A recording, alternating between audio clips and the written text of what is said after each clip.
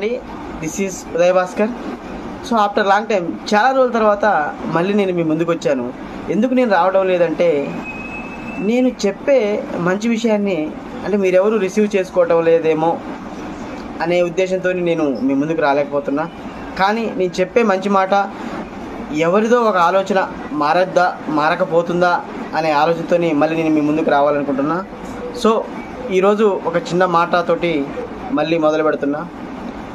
So ఒక మనిషి బాధపడడానికి ఏకైక కారణం ఎదుటి వ్యక్తి నుంచి ఏదో ఆశించి భంగపడిపోవడం. సో కాబట్టి ఎదుటి వ్యక్తి నుంచి ఏమీ ఆశించినప్పుడు మాత్రమే మనం హ్యాపీగా ఉంటాం. కాబట్టి don't expect anything from anyone. So do your work with BA limits.